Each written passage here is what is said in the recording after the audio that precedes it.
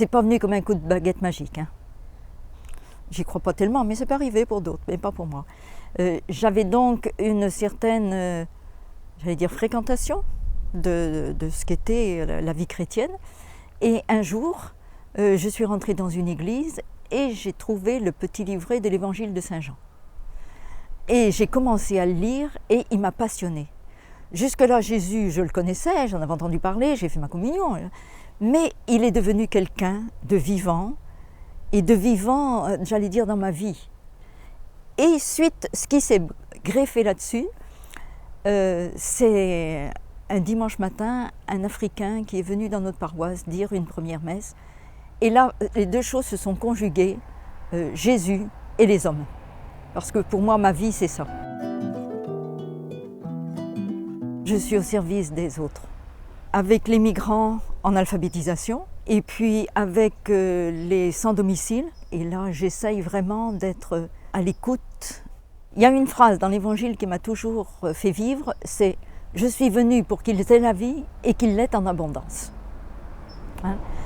Donc, mon souci, c'est d'être près des personnes pour qu'ils vivent. Hein? La vie toute humaine.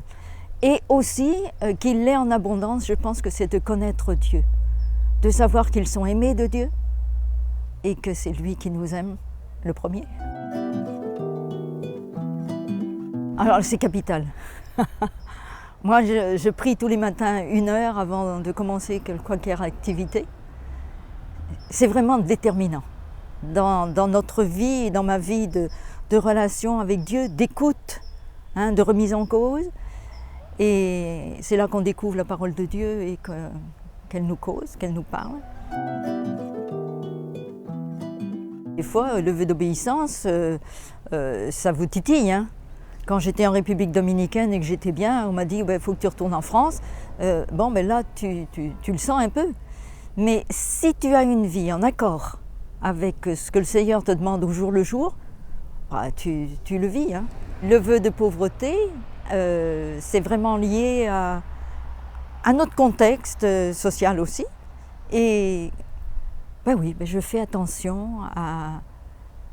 Quand je vais faire les courses, je fais attention. Je prends pas le plus cher, je prends le plus simple. Ouais. Je vais pas m'acheter des...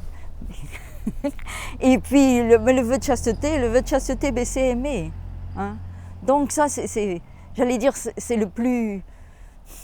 Aimer Dieu, aimer les autres, et là, on vit notre vœu de chasteté.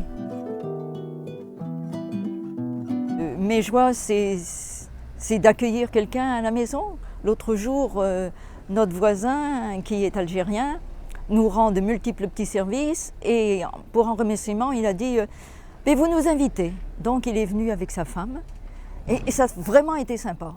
Alors ça, c'est une joie. Et mes joies, c'est aussi d'être très proche de la paroisse. Hein, et on vit une convivialité entre nous qui est aussi très riche. Et puis mes joies, je vous dis, c'est Michel hier qui, après sa douche et s'être rasé, il me disait « Oh là là, qu'est-ce que je suis bien! Je vais être bien au moins pendant 8 jours. » Puis mes joies, c'est ce beau temps.